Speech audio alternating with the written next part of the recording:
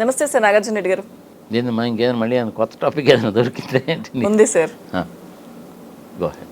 ఓటర్ల తుది జాబితా కేంద్ర ఎన్నికల సంఘం ఆంధ్రప్రదేశ్లో 2024 ఎన్నికలకు సంబంధించి కేంద్ర ఎన్నికల సంఘం ఓటర్ల జాబితాను విడుదల చేసింది. సార్, ఈ ఓట్లకు సంబంధించే కదా సార్ రకరకాల విమర్శలు, కేసులు ఇవన్నీ చూసాం కదా సార్. దొంగ ఓట్ల నమోదని ఇటువంటివన్నీ చూసాం. సో ఎటకేలకు జాబితా అయితే వచ్చేసింది. పరిష్కారం అయినట్టేనా సార్? అంతేగా అంతేగా. లాస్ట్ ఇయర్ సెప్టెంబర్ 5వ తారీఖు 6వ తారీఖు ఒక డ్రాఫ్ట్ ఓటర్స్ లిస్టు ఇచ్చారు. దాని తర్వాత మళ్ళీ డిసెంబర్ వరకు టైం ఇచ్చారు. యాక్చువల్గా January 5th లాస్ట్ డేట్ అని చెప్పారు. January 5th, 2024. అల్టిమేట్గా ఇంకొక 10 రోజులు కూడా ఎక్స్టెండ్ చేసి 22వ తారీఖు ఇవాళ మోస్ట్ ప్రాబ్లీ 5 గంటల తర్వాత అఫీషియల్గా వెబ్సైట్లో పెట్టి ఒక మీటింగ్ పెట్టి చీఫ్ ఎలక్షన్ ఆఫీసర్ స్టేట్కి సంబంధించిన ఆయన చెప్తాడు. అదే లిస్టు సెంట్రల్ గవర్నమెంట్కి పంపిస్తారు. ఇక ఇంకొక ఓటు యాడ్ చేయడం కానీ ఒక్క ఓటు డిలీట్ చేయడం కానీ జరగదు. ఎటువంటి అభ్యంతరాలని కూడా ఇక స్వీకరించరు. ఫైనల్ లిస్ట్ అన్నమాట. అంతే. జనరల్గా ఈ ఫైనల్ లిస్ట్ అనేటువంటిది నోటిఫికేషన్ రావడానికి ఒక నెల రోజుల ముందు తయారు చేస్తారమ్మా. February 15th కల్లా నోటిఫికేషన్ వస్తుంది. లేదు 20వ తారీఖు అనుకుందాం ఉదాహరణకి 15-20 తారీఖుల మధ్యలో వస్తుంది February 24. అందుకని చెప్పి లిస్టు రెడీ చేశారు. ఎగ్జాక్ట్ నెంబర్తో సహా వస్తుంది. అందులో ఆడవాళ్ళు ఎంతమంది మగవాళ్ళు ఎంతమంది కూడా వస్తుంది. ఇరు పార్టీల వాళ్ళు కూడాను మా ఓట్లు తీసేశారు ఓట్లు కల్లంత అయిపోయినాయని చెప్పి నానాగోలా చేశారు. యాక్చువల్గా జరిగింది ఏంటంటే ఇప్పటికైనా ప్రజలు కూడా తెలుసుకోవాలి సార్. అంతకుముందు నువ్వు మీ ఊళ్ళో ఉన్నావు, విజయవాడలోనే ఉన్నావు, ఏదో సాఫ్ట్వేర్ కంపెనీలో వర్క్ ఫ్రమ్ హోమ్ ఏదో చేస్తున్నావు. సాఫ్ట్వేర్ అని ఎందుకు చెప్పాలి, ఏదో సమ్ చేస్తున్నావు. ఒక మంచి అవకాశం వచ్చింది. నువ్వు హైదరాబాద్ వచ్చేసావు. హైదరాబాద్ రాగానే నీ ఆధార్ కార్డు కూడా షిఫ్ట్ చేయించుకున్నావు. పాన్ కార్డులో నీ అడ్రస్ చేంజ్ చేసావు. నీ ఇంటి అడ్రస్ చేంజ్ చేసుకున్నావు. అన్నీ చేంజ్ చేసుకున్నావుగా. పాస్పోర్ట్లో అడ్రస్తో సహా చేంజ్ చేసుకున్నావుగా. ఇక్కడే ఓటు కూడా వేసావుగా. అలాంటప్పుడు నువ్వు మళ్ళీ అక్కడికి వెళ్ళి ఓటు ఎట్టేస్తావు. వెయ్యడం న్యాయమా ధర్మమా ప్రజల విజ్ఞతగా వదిలేద్దాం. తప్పు, రాజ్యాంగ విరుద్ధం చేయకూడదు. ఇలా చేసినటువంటి వాళ్ళు చాలామంది ఉన్నారు. అందుకని ఇరు పార్టీల వాళ్ళు కూడాను అక్కడన్నా ఓటేసి ఉండాలి, ఇక్కడన్నా ఓటేయి, 2 చోట్ల వేస్తానంటే మటుకు కుదరదు అనేటువంటిది ఎలక్షన్ కమిషన్ ముందు పెట్టారు. వాళ్ళు దాన్ని తీసుకొని దీన్ని కంపేర్ చేసుకున్నారు. ఈ రోజున నేను ఇక్కడ నా ఓటు క్యాన్సిల్ చేసేసుకుంటే అక్కడికి వెళ్ళి నేను మళ్ళీ ఓటు వేయిస్తాను అనేసి అంటే కూడా కుదరదమ్మా. ఫైనలిస్ట్ వచ్చేసింది. దయచేసి అలాంటి తప్పుడు పనులు చేయకండి. తెలంగాణలో అక్కడ నుంచి వచ్చి 35 సంవత్సరాలు 25 సంవత్సరాల నుంచి ఇక్కడ ఉండి, లేదు ఒక 10 సంవత్సరాల కింద నువ్వు వచ్చినా సరే ఇక్కడ ఎంపీకి ఎమ్మెల్యేకి ఓటు వేసేటువంటి అధికారం నీకుంది కాబట్టి నువ్వు వేస్తున్నావు కాబట్టి నువ్వు ఇక్కడే వెయ్యి.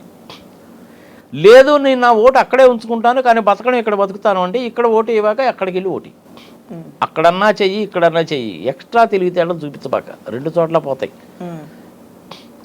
దాని కాన్సిక్వెన్షియల్ ఎఫెక్ట్స్ అనేటువంటి చాలా సీరియస్గా ఉంటాయి. దేశ ద్రోహి కింద నేను లెక్క కట్టి ఐపీసీలో ఉండే 124A కింద కేసు పెట్టినా కానీ నువ్వు ఆశ్చర్యపడాల్సిన పని లేదు. Take it very serious. చాలా గట్టిగా చెప్తున్నాను నేను ఇక్కడ ఎమ్మెల్యే ఓటు నేను ఇక్కడ వేసానమ్మా. నేను ఇక్కడే ఉంటాను. గత 7 సార్ల నుంచి నేను ఇక్కడే వేస్తున్నాను కానీ నేను ఎంపీ ఓటు కూడా ఇక్కడే వేస్తాను.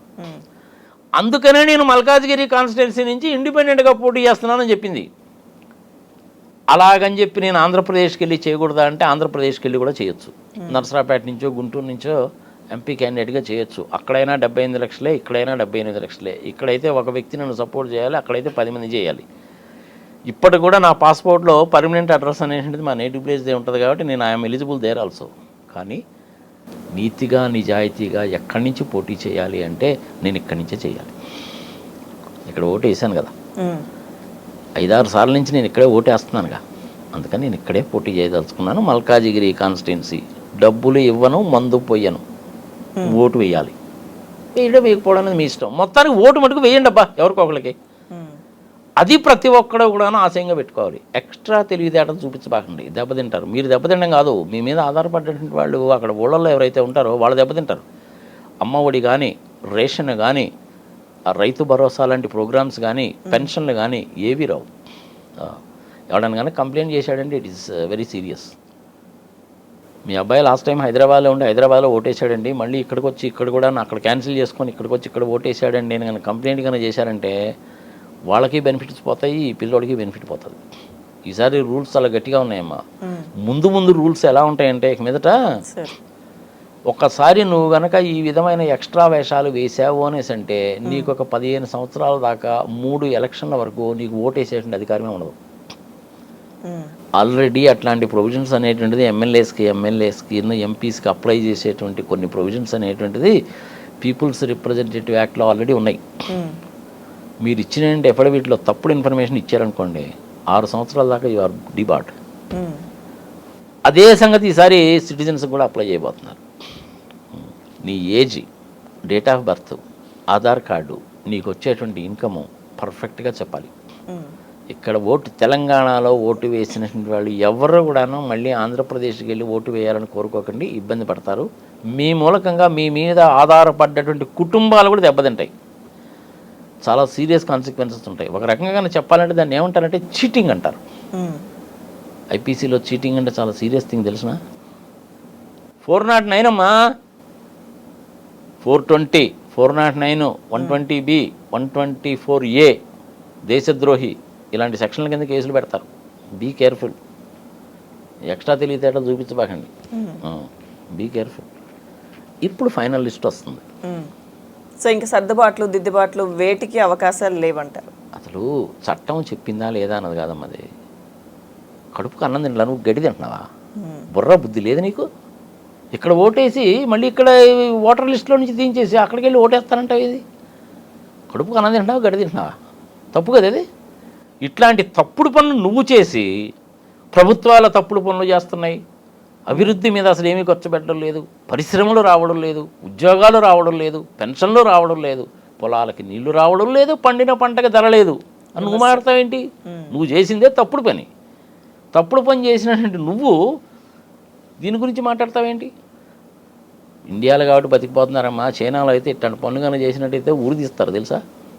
సౌదీ అరేబియా లాంటి కానీ దేశాల్లోకైనా మొక్కల కింద నరుకుతారు. ఇది ఇండియాలో కాబట్టి బతికిపోతున్నారు వీళ్ళు. నేను మీ ద్వారా ఏం చెప్తానంటే దయచేసి ఇలాంటి పనులు చేయకండి.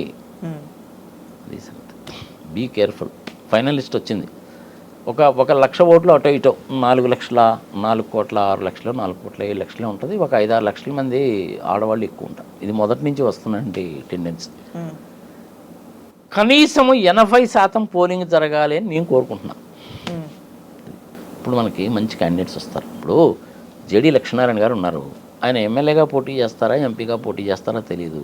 మంచి ఎక్సలెంట్ పర్సనాలిటీ. అలాంటి వాళ్ళు ఒక 10-15 మంది అసెంబ్లీలో ఉండాలి. కనీసం ఒక 10-15 మంది పార్లమెంట్లో కూడా ఉండాలి. అప్పుడే ప్రభుత్వాలు పిచ్చి పిచ్చి వేషాలు వేయకుండా సక్రమంగా ఉంటారు. ఎందుకంటే ఈ 15 మంది మిగిలిన తాట తీస్తారు క్వశ్చన్లు వేసి. షర్మిల లాంటి వాళ్ళు ఎంపీ అయిందనుకోండి, ఉపయోగం ఏముంది? 10 లక్షల కోట్ల అప్పు, 10 లక్షల కోట్ల అప్పు అంటారేమో. మరి అట్లాంటి వాళ్ళని ఎన్నుకోవాలా లేదా? ప్రజలు విజ్ఞతకు వదిలేద్దాం. 10th క్లాస్ చదివినట్టుగా అయినటువంటి పవన్ కళ్యాణ్ని పంపించాలా లేదా? చదువుకుంది 10th క్లాస్ కాబట్టి 10th క్లాస్ అంటున్నాం అనుకో. ఒకసారి 10th క్లాస్ వాళ్ళు కూడా చాలా తెలివిగల వాళ్ళు ఉంటారు. చాలామంది ఉన్నారు కూడా అట్లా. ఇప్పుడు సపోజ్ మా బావయ్య ఉన్నాడమ్మా, మందపాటి నాగిరెడ్డి గారు అని 3 సార్లు ఎమ్మెల్యే, 17 years ఉన్నాడు ఆయన. ఆయన 10th క్లాసేగా చదువుకుంది. ఆయన లేడా? ఉన్నాడుగా. కోలా సుబ్బారెడ్డి గారు మా మావయ్య ఉన్నాడు. ఆయన కూడా అంతే. ఐ థింక్ 8th ఎంతో చదువుకున్నాడు. 1952వ సంవత్సరంలోనే ఆయన ఎమ్మెల్యే. అంటారు కొంతమంది ఇట్లా. చదువు అనేటువంటిది మనిషికి సంస్కారవంతమైనటువంటి వాడిగా తయారు చేస్తుంది. ఎదుటివాడు ఎలా ముప్పతిప్పలు పెట్టినా సరైన సమాధానం చెప్పేటువంటి వ్యక్తి కింద తయారు చేస్తుంది. వాడి కాళ్ళ మీద వాడు నిలబడేటట్టు చేస్తుంది. దమ్ముగా ధైర్యంగా తలెత్తుకొని బతికేటట్టు చేస్తుంది. అంత మాత్రాన్ని ఏలుముద్ర వేసేవాడు పనికి మాలినవాడని కాదు. ఏలుముద్ర వేసేవాళ్ళు ఒకసారి చదువుకున్న వాళ్ళ కంటే చాలా బెటర్గా ఉంటారు. మనకు తెలుగులో సామెత ఉంది కదమ్మా, చదువుకున్న వాళ్ళ కంటే సాకలోడు బెటర్ అని. అవునా కదా? ప్రాక్టికల్గా చూస్తాం కదా మనం. కానీ ఏంటంటే 10th క్లాస్ చదువుకున్నా, ఇంటర్మీడియట్ చదువుకున్నా, గ్రాడ్యుయేషన్ మాత్రమే చదువుకున్నా కానీ ఒకసారి చాలా తెలియగల వాళ్ళు చాలామంది ఉంటారు. వాళ్ళకి ఏంటంటే మీలాంటి సోషల్ ప్లాట్ఫామ్స్ వచ్చిన తర్వాత మంచి అవకాశం వచ్చింది. దానికి బెస్ట్ క్లాసికల్ ఎగ్జాంపుల్ సీతక్క గారు. అంతే. పర్యలక్క అని మొన్న ఒక అమ్మాయి పోటీ చేసిందా లేదా? ఓడిపోయిందా గెలిచిందా that is the different thing. ప్రజలలోకి తెలిసిందా లేదా? ఇప్పుడు గెలవకపోతే ఇంకోసారి గెలుస్తుంది. ఏముంది అందులో?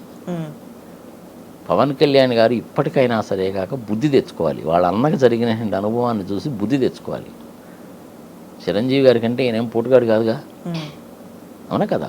70 లక్షల ఓట్లు తెచ్చుకున్నాడు, 18 మంది ఎమ్మెల్యేలు, నడపలేక కదా కాంగ్రెస్లో గెలిపేశాడు, అవునా?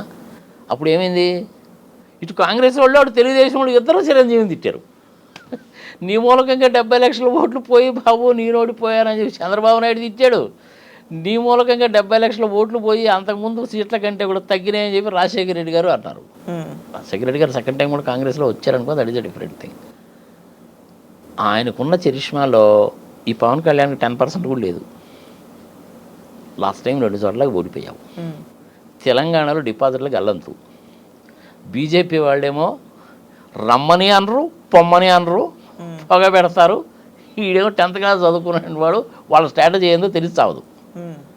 చంద్రబాబు నాయుడు ఇండిపెండెంట్గా పోటీ చేస్తే ఎప్పుడూ గెలవడు. ఎంతసేపటికి పొత్తుల గురించే మాట్లాడతాడు. గతిలాగా చివరికి కాంగ్రెస్ వాళ్ళ దగ్గరకు కూడా వెళ్తాడు. కాంగ్రెస్ని విభేదించే కదమ్మా ఎన్టీ రామారావు గారు పార్టీ పెట్టింది. సరే, ఎన్టీ రామారావు గారికును చంద్రబాబు నాయుడు కంటే నక్కకి నాగలోకానికి అంత దూరం వదిలేయి. ఎన్టీ రామారావు గారి పేరు చెప్పుకోకుండా చంద్రబాబు నాయుడు గెలవలేడు. అదే ఇప్పుడు ఆయన భయం. లాస్ట్ టైము రామోజీరావు గారు ఏం చేశారు అనుకున్నావు? రామోజీరావు గారు మా కుటుంబానికి మంచి ఫ్యామిలీ ఫ్రెండ్ ఆయన. నేను బ్రహ్మాండ కంపెనీలో ఆడిట్ చేశాను కాబట్టి నాకు ఆయన సంగతి తెలుసు. మా మామయ్య అన్నదాతకి ఎడిటర్గా ఉన్నాడు కాబట్టి మా ఫ్యామిలీకి మంచి సంబంధాలు ఉన్నాయి ఆయనతోటి. ఆయన ఏం చేశాడంటే, ఎలాగైనా సరే కాక మనం చెప్పినట్టు ఈ ఎన్టీ రామారావు వినలేదు కాబట్టి వీడిని దింపేయాలి. దానికి ఏం చేశాడు? 2 కారణాలు దొరికినాయి. ఒకటికి ఆయన చేతిలో పేపర్ ఉంది, 2 చంద్రబాబు నాయుడు ఆవురావురమని చూస్తున్నాడు. ఈ ముసలాడు పోతే నేను చెప్పినట్టు అవుతానని. 3వ ఎలక్షన్ భారత్ దొరికింది వీళ్ళకి.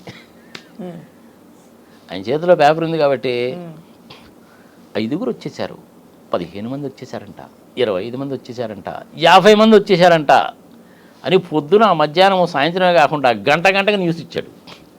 దాంతో మిగిలిన ఎమ్మెల్యేలు పరిశాన్ అవుతారా కదా? అట్లా వెళ్ళాడు. ఇంకెళ్ళినప్పుడు ఏం చేశారు? ఇరుక్కుపోయారు. పచ్చి అబద్ధాలు రాశాడమ్మా అప్పుడు మన రామోజీరావు గారు. యాక్చువల్గా 5 ఉంటే ఈయన 50 మంది అని రాశాడు. ఆ సంగతి మరి నీకెట్లా తెలుసండి నాగార్జున గారు అంటారేమో. తెలుగుదేశం పార్టీలో ఉండే చాలామంది నాకు మంచి ఫ్రెండ్స్ కూడా ఉన్నారు. మా ఫ్రెండే ఉన్నాడమ్మా మోతిపల్లి నరసింహం అని, పాపం 5 సార్లు ఎమ్మెల్యే. నీకు గవర్నర్ ఇస్తా అని చివరిలో హ్యాండ్ ఇచ్చాడు. తర్వాత తిట్టరాని తిట్టాడు పాపం.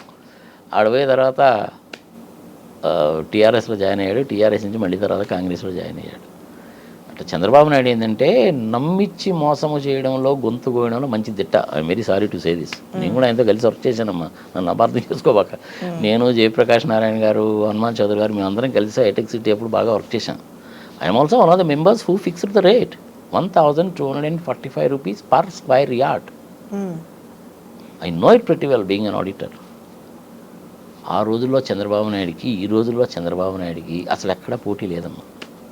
ఈ రోజుల్లో చంద్రబాబు నాయుడు అంటే ఏంటంటే most dangerous politician of his own kind on this good earth. I'm sorry to say this. Most dangerous politician on this good earth. అందుకనే మోడీ గారి దగ్గర రానిట్లు.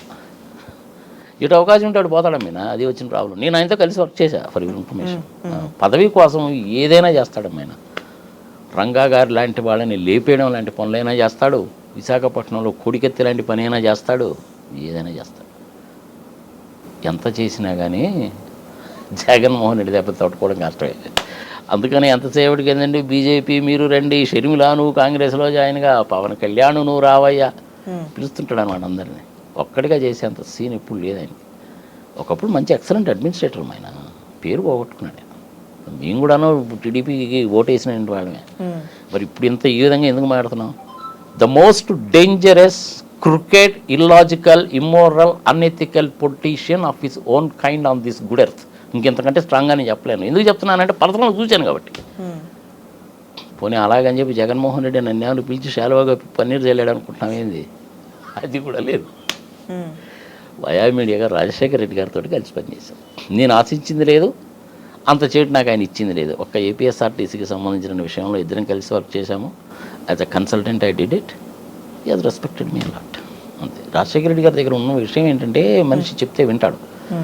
ఆ ఎక్స్పర్ట్స్ కానీ ఇంకోళ్ళు కానీ చెప్తే ఏమిటంటే ఆ సంగతి నాకేం తెలుసా, మీరు చూడండి బాబు, నేను ఫైల్ మీద సంతకం పెడతానంటాడు. ఈ చంద్రబాబు నాయుడు ఆ టైపు కాదు. అన్ని విషయాలు నాకే తెలుసు, నాకంటే నీకు ఎక్కువ ఏం తెలుసు, నేను చెప్పాను నువ్వు చేయి అంటాడు. ఆ 371 కోట్ల విషయంలో కూడా అంతే. అదే చివరికి ఆయన కొంప ముంచింది. సార్ ఇప్పుడు ఫైనల్లీ ఓటర్ల లిస్ట్ వచ్చేసింది కాబట్టి ఇంకా దీని మీద ఎవరు ఏం మాట్లాడే అవకాశాలు లేవా? ప్రశాంతంగా ఎన్నికలకు వెళ్ళిపోవడమేనా? ప్రశాంతంగా ఎన్నికలకు వెళ్ళిపోవడమే. మీ ఓటు ఉందా లేదా చూసుకోండి, అర్జెంటుగా ఒక ప్రింట్అవుట్ తీసి పెట్టుకోండి. రేపు పోలింగ్ బూత్కి వెళ్ళినప్పుడు ఆ ప్రింట్అవుట్ తీసుకెళ్ళండి, మీ ఆధార్ కార్డు కూడా తీసుకెళ్ళండి. ఎమ్మెల్యేకి సపరేట్ కౌంటర్ ఉంటుంది, ఎంపీకి సపరేట్ కౌంటర్ ఉంటుంది. రెండింటికి సపరేట్ కంట్రోల్ యూనిట్స్ ఉంటాయి.